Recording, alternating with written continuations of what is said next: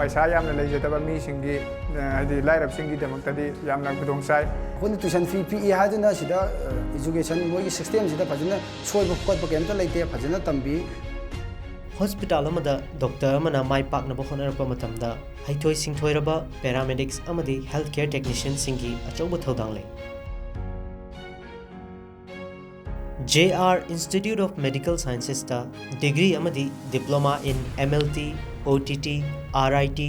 Dibetes Management, Clinical Nutrition asina chingba paramedical gi field da yamna thak wanglaba education amadi hands-on training pizari.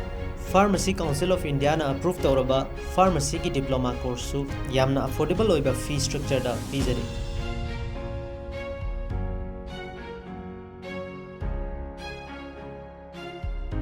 आइजे paramedical की OTT department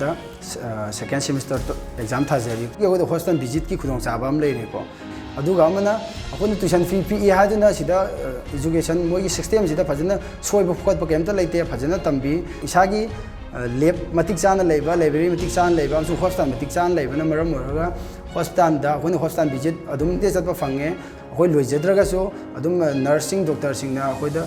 lead तौबीरगा को अखोयदा ताकपीदना याम experience अदुगी experience याम लेजे पैसा यामना लेजदबा मीसिंगी हाइदि लाइरबसिंगीदमक्तदि यामना खुदोंचाइ करिगुंबा लेइत्रगसो हाइदि सहीगी scholarship अदुम compulsory अदुम fungi अखोय सिदा तंबदगे अना हौजिक फाउबा second semester तमकपसिदा अगोंदा कैमता अवाबा हाइदि कैमता लेते कैगिना हारकांदा अखोयदा अदुम facilities अदुम फंगहली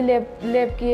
facilities अदगे अखोयना खंगनिंगबा हाइनिंगबा पुनमक hospital चलगा ओइरो लेबता चलगा ओइरो अखोय दुम तौवे institute एसिना पीरिबा खुदोंचाबा एसि मयाम पुन्ना लौमिनसे पुन्ना तमिनसे